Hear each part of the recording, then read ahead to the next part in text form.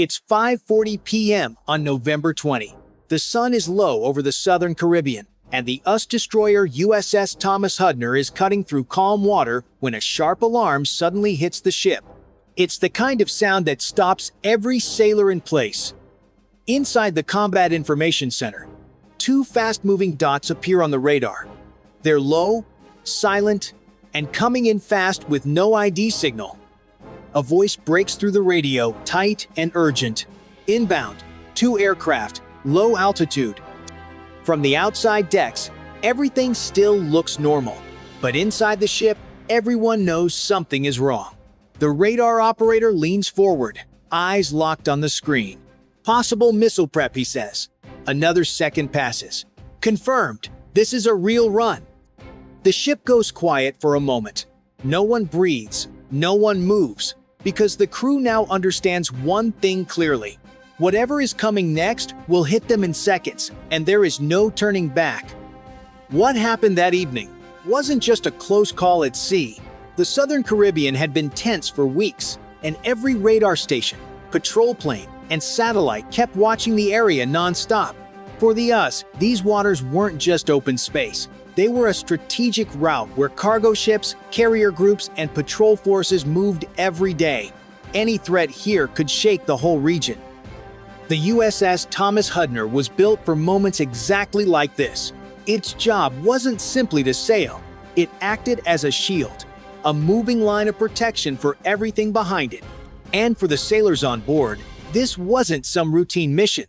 They knew the area had turned into a pressure point where one small move from the wrong side could start something much bigger.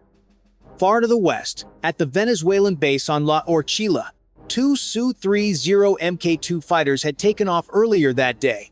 These weren't training jets carrying empty weapons. They carried real Kh-31 Ampere supersonic missiles, designed to hit a destroyer before the crew even sees them coming. To Venezuela, this wasn't an attempt to start a fight. It was a test meant to measure how fast the US Navy could react, how solid its defenses were, and whether there were any weak spots to exploit later. But to the sailors on the Hudner, none of that mattered in the moment. They weren't thinking about politics or strategy. They were thinking about survival.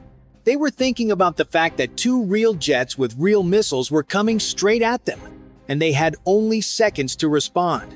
That kind of pressure hits harder than any briefing or report. It becomes personal. The truth is simple. In these waters, control is everything. The nation that reacts faster controls the fight. The nation that hesitates loses. And tonight, both sides were about to learn exactly how thin that line really was. If you think Venezuela pushed too far, or you believe the Hudner handled this perfectly, tap 1 or 9 inches the comments while you're here, and hit subscribe to follow the next moves in this escalating standoff. The first sign of danger wasn't the alarm. It was the tone in the radar operator's voice.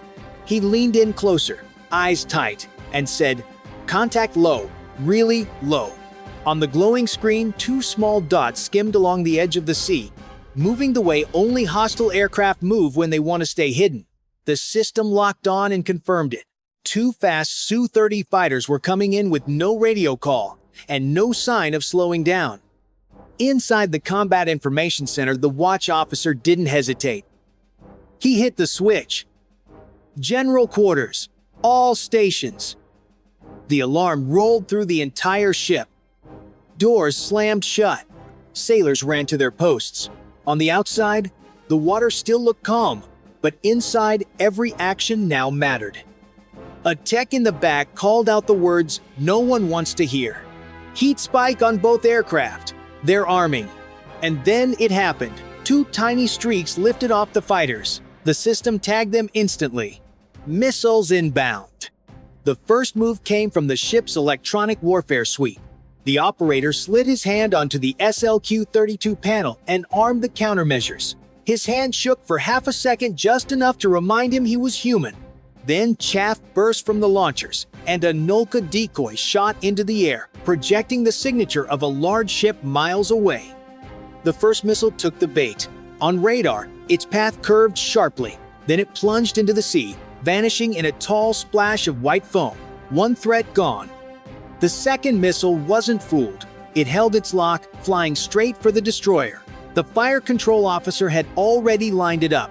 "We have one clean window," he said, firing SM-6. The ship shook with a deep thump as the SM-6 shot upward, vanished into the sky, then curved toward the incoming missile. For a second, everyone held their breath. Then, on the radar screen, two blips met. One disappeared. The room exhaled at once. But the relief didn't last. New signals flared on the edge of the display. The Su-30s weren't leaving. They were circling back into the haze, setting up for another run. "Contact's returning," the operator said quietly. "They're not done." And just like that, the crew understood the fight had only begun. When the radar picture settled again, the room went silent in a different way. The two Su-30s had split apart, widening their formation as they dropped low into the haze. This wasn't a simple charge anymore. This was a coordinated strike meant to stretch every system the Hudner had. The tactical officer leaned forward and said what everyone already suspected. "They're setting up a cross-angle run." A cross-attack forces a ship to divide its attention. Two missiles from opposite bearings, flying low and fast, overwhelm even the best defenses. And now, the Hudner was about to face that exact scenario. The jet on the left lifted slightly, just enough for the thermal camera to catch a bright flash. A missile was away. Less than a second later, the second jet fired two. Two Kh-31 Amperes missiles now ripped across the water at nearly Mach 3, aimed at the same kill point from two converging angles. "Inbound. Two bearings. 10 seconds, the operator called out. Still, no one panicked. The crew had drilled for this moment countless times. The next layer of defense activated instantly. ESSM Block 2, stand by, launch. 4 deck hatches snapped open. 4 interceptors blasted upward, then curved down toward the threats. The deck trembled as the ship fired in rapid sequence. On the radar, blue streaks closed in on red ones. A Flash 1 hostile missile vanished in a clean mid-air kill. The second Kh-31 Amperes lost its lock as electronic jamming hit it full force. The guidance broke, and the missile splashed into the sea in a ragged arc. 2 threats eliminated. But a new signal appeared low, fast, and deadly. A third Kh-31 Amperes had slipped through the radar clutter, flying almost at wave height. Too close for another interceptor. Too fast for another jamming pulse. The watch officer didn't sugarcoat it. CIWS will need to take this one. Every sailor understood what that meant. This was the last line of defense. If the phalanx failed, the missile would hit. The small white dome snapped toward the target, its motors whining as it locked on. The missile was now inside a mile, rising slightly as it prepared for its terminal run. Someone whispered, "Come on," without realizing it.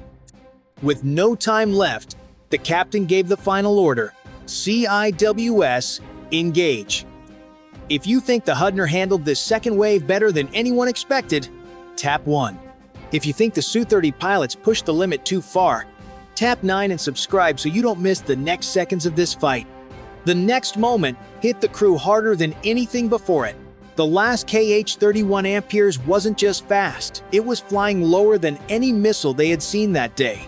Slipping so close to the waves, that radar bounced strangely off the surface. That tiny dip was the only reason it slipped past the previous intercepts.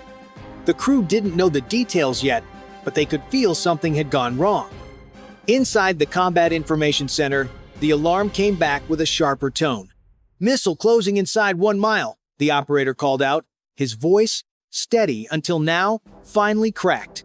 Everyone froze for half a second. This wasn't a long-range fight anymore. This was survival at point-blank distance. The ship's last line of defense, the phalanx CIWS, spun awake. Its white dome rotated fast, locking onto the missile as soon as it returned to the radar picture. The gunner stood over the panel, hand on the final safety switch. He had practiced this hundreds of times, but never with a real missile flying straight at the ship at almost Mach 3. On the bridge, a sailor finally saw it through the window, a thin streak across the sea, throwing a narrow white line behind it. It didn't even look like a weapon.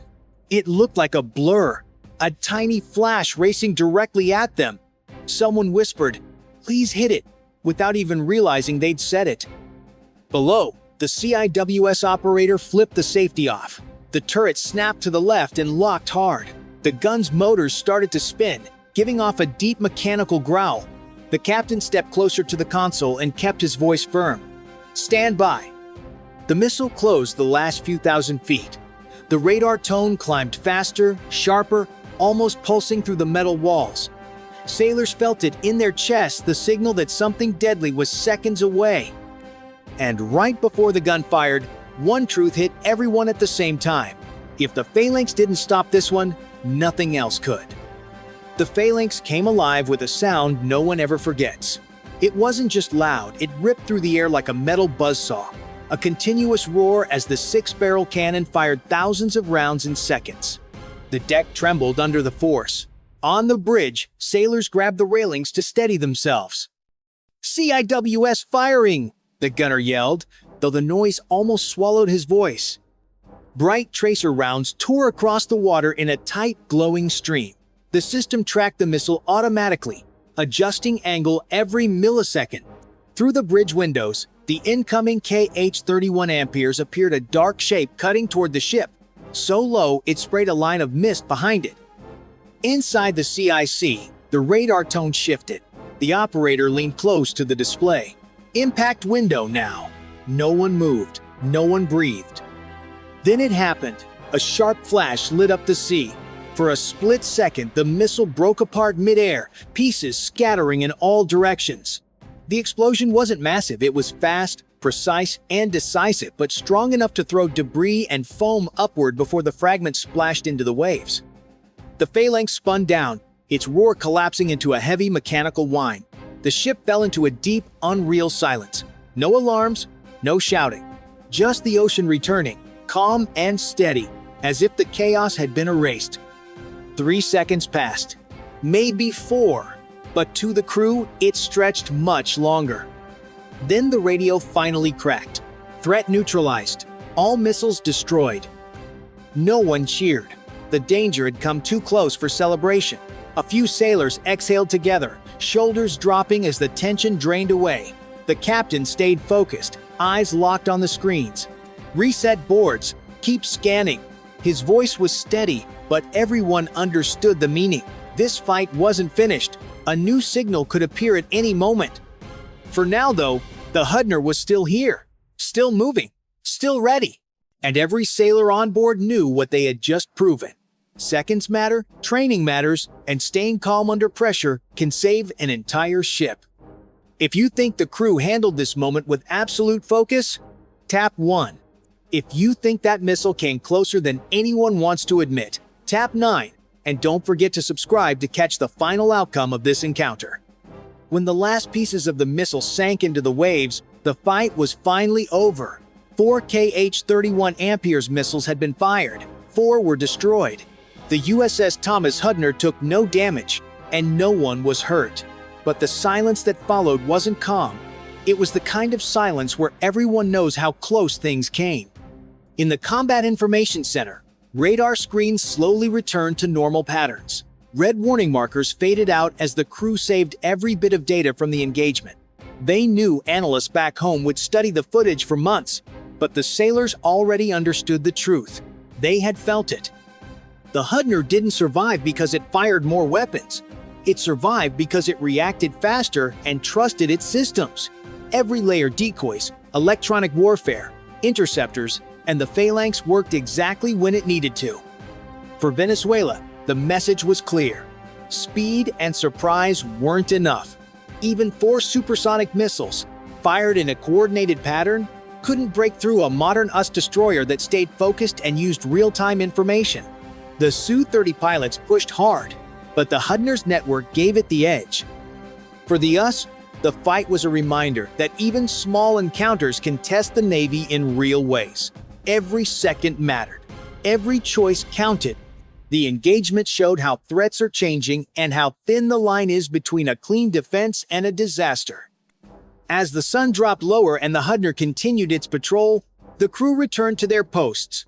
No celebration, just a steady understanding of what the day meant and what might come next. Tonight wasn't a war, but it was a warning, and the next incident may not give them the same 90 seconds. If you want to follow where this standoff goes next, hit subscribe and tap 1 or 9 inches the comments to tell us what this encounter means to you.